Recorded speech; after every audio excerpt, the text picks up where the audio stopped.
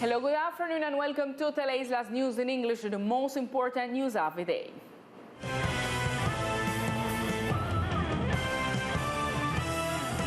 Much attention in the morning hours on the runway of the Gustavo Rojas Pinilla International Airport. The first vaccines arrive that are destined for islanders in the midst of this fight against the COVID-19 virus. Good evening, Lisa and all the TV viewers. I say hello from here from the field of our airport, because in hours of the morning, the first 42 vaccines against COVID-19 get to our department. The Secretary of Health of our department, Julian Davis, tell us a little bit how this process will be and how will be the transport from here to the health center of San Luis, where it will be almacenated for approximately 3 hours. This is what he tells us. The vaccines that are going to arrive today are Pfizer vaccines that are available from the Ministry of Health. 42 doses of vaccines have arrived. The procedure to be carried out is the reception by the Secretariat of Health Immunization Team and the transporter, who will take them with all the security protocols to the collection center in San Luis, where they will be received and entered into a process of thawing to be taken later in 3 hours to the vaccination site of the IPS, which is the departmental ESE for the vaccination process today. In the evening, the 42 vaccines will expect to be applied in the departmental hospital. Who will be the first person who was beneficiary of this? This is what the Secretary tells us. At first, the way it was intended to be carried out for the different phases designed by the Ministry of Health was that it will begin with the first-line health workers, those who are in front of the battle against COVID, and it starts with the staff working with the COVID cases in the departmental IPS and vaccine staff. This is all the information we report from here from the airfield. Continue, Lisa, in the studio.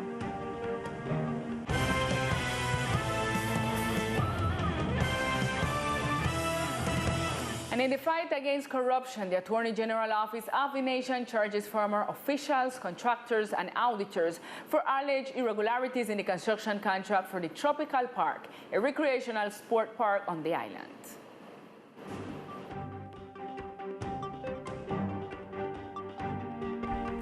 The evidentiary material shows an illicit appropriation of 7,248 million pesos. The Attorney General of the nation, Francisco Barbosa Delgado, announced an important result in the fight against corruption related to the possible irregularities detected in the contracting for the construction of the park, and presented before a judge of control of guarantees to 5 people, among ex-officials of the governor's office, contractors, and interveners for alleged irregularities in the pre-contractual and execution phases of the contract for the construction of the recreational sports park, Tropical Park in San Andres Island. En este elefante blanco en donde se hizo un área de juegos. In this white elephant, where a playground was made that cost 12,241 million pesos, a robbery that was made against this island, and that is why I am determined that this investigation was prioritized a few months ago. Today, I can say that 5 people were charged, former officials of the governor of San Andres, contractors, and auditors. Each of the accused was charged according to their possible participation in the anomalies detected as follows. Former Secretary of Tourism of the Governor of San Andres, Paola Andrea Toro Piedrahita, and former Secretary of Infrastructure, Alejandro Lozano Boy, for the crime of contract without compliance with legal requirements. Former Secretary of Infrastructure, Ninoska Hudson Hernandez, for the crimes of embezzlement by appropriation and ideological falsehood in public documents. Contractor Consorcio Tropical Park 17, Andres San Miguel Castaño, for the crime of embezzlement by appropriation. Auditor Moises Francisco Araujo Fuscaldo, for the crimes of embezzlement by appropriation and misrepresentation in private documents. The investigations revealed alleged irregularities such as lack of planning. Apparently, there were no market studies, unit price analysis, requests for permits and licenses, designs, or style studies. The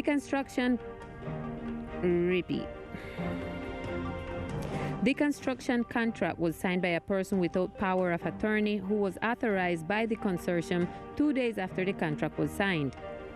Allegedly, 50% of the value of the advance payment given to the contractor was used to cover other matters unrelated to the Tropical Park project, and the auditors allegedly used part of the advance payment to pay tax obligations to the DIAN.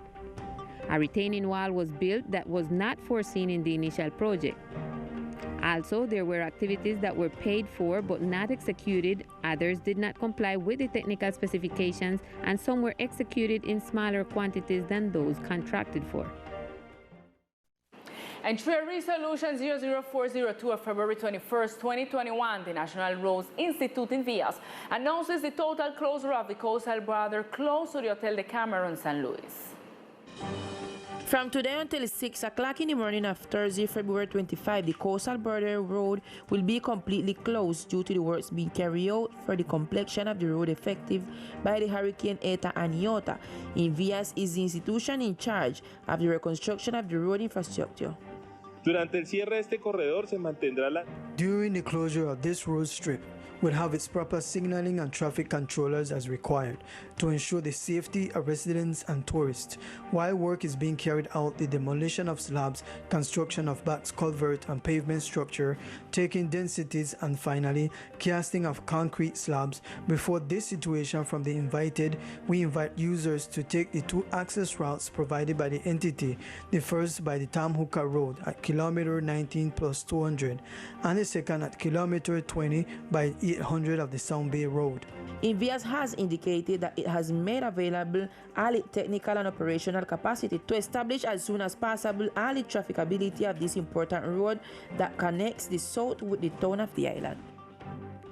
And the National Police achieved a new capture in the department for the crime of homicide. So far this year, there are 9 captures for this crime on the island. An individual known as alias Hayet and alias Shikiluki is the most recent person captured by the National Police on the island. This criminal was the one who on January 5th caused the homicide against Mr. Hilburn Pusey and Charles Lee Boy. This event took place exactly on the hill in the Cove sector.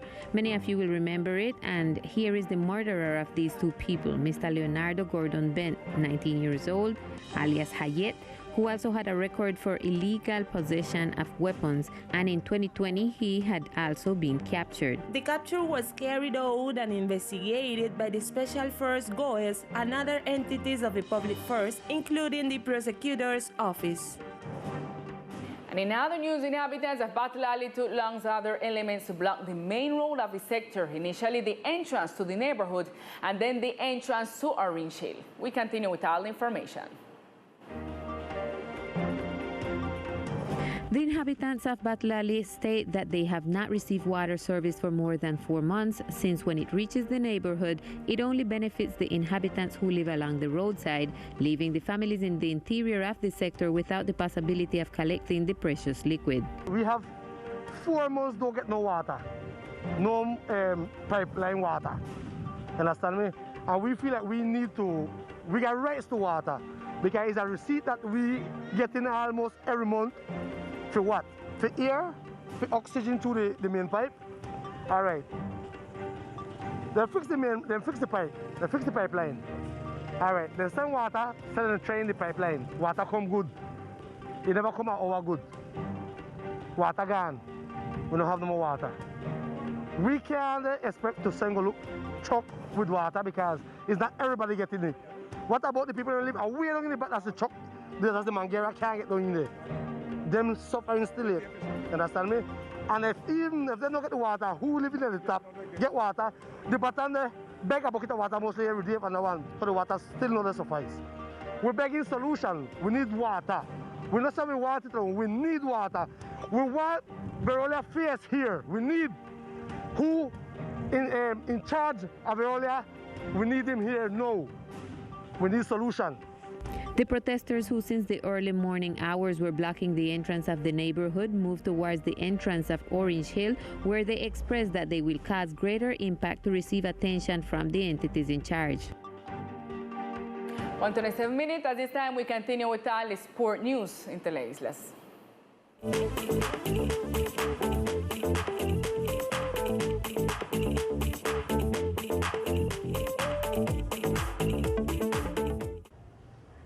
Hello, here are the sports. We begin with the CAJASAI courts, where a pilot proof was carried on with the biosecurity protocols, looking to reactivate sports at this scenario. On these courts, different group of young people from different sports branches, including volleyball, a sport that has been growing in our archipelago, thanks to the coaches like Hasir Davis and Germán Torres, who trained them in the CAJASAI courts and are fighting for the early opening of these sports venues.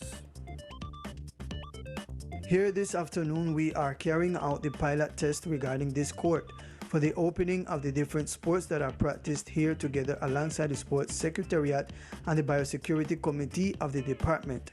They will be present at 5 in the afternoon to conduct the biosecurity measures, which is a social distance between athletes, face mask, hand washing, disinfection with alcohol, and all those kinds of activities. And likewise, the taking of temperature that is done when entering and also registering them on an assistance form to keep track of a period of 14 days. In that way, we keep track of the virus that has been affecting us.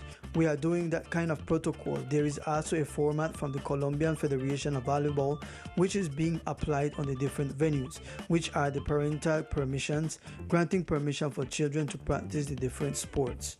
According to Germán Torres, these courts are ready for their prompt reopening with all its biosecurity protocols. And we were also at the football stadium doing follow-ups on the pre-juvenile selection that will represent our department.